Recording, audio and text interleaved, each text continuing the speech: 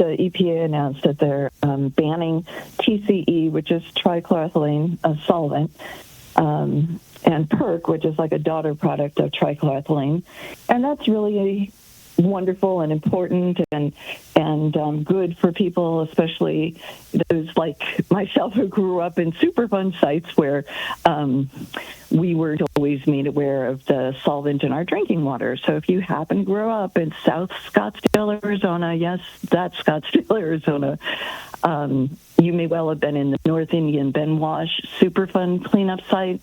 Wow. And that trichloroethylene that was in our drinking water that we filled our pools with, that we showered in, that we washed our clothes in, that we drank every day, that water had a lot, pardon me, of TCE in it. And so there was a lawsuit and everything. And it's not only Scottsdale. It's actually, one of the most common found groundwater contaminants in the United States. And I met a woman once who worked for a company that did Superfund cleanups at marine bases, marine installations.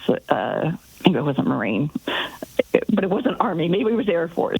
Anyway, she told me she actually thought that all Superfund sites were military sites because that's all she'd ever known. So it's ubiquitous. Yeah. And the darndest thing about this new ban on the chemical is that EPA was persuaded to put in an exception for the Department of Defense the last 10 years. Yeah. Yeah. Well, let me amplify that. When I was 19 or 20, my doctor was my girlfriend's mother. And actually, I must have been younger than that, because by the time I was 19 or 20, I was dating or living with Louise. Must have been like 17 or 18. And I had a really painful boil, and so she knocked me out to land called trilene mask.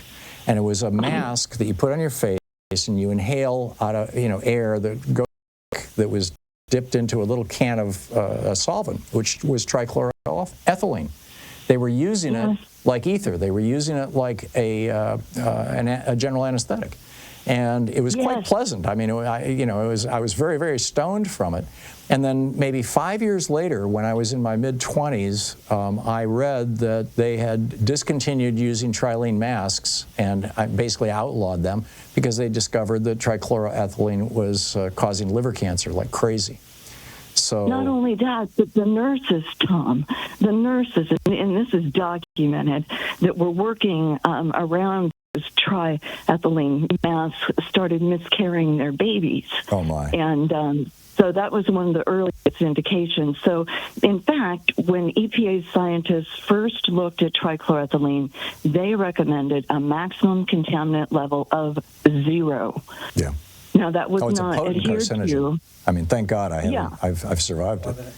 Although it might have had something to do with why I got prostate cancer. I don't know, but I doubt it. Because it seems to like the liver.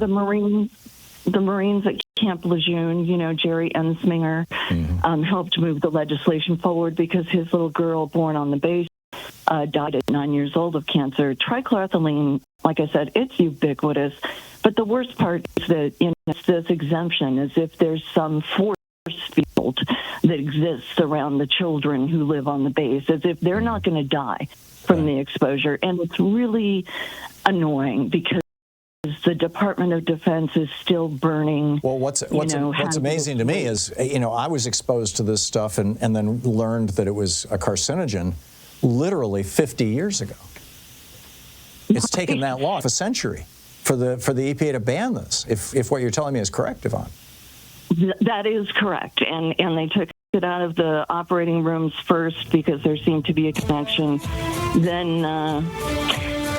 Then when people started dying and getting brain cancer around the plants where TCE was used, like the government electronics group at Motorola. Yeah, it was used to clean circuit boards too. I remember that. Exactly. Right. I got to run, Yvonne. But thank you. Thanks for the information. That's fascinating, and brings back grim memories.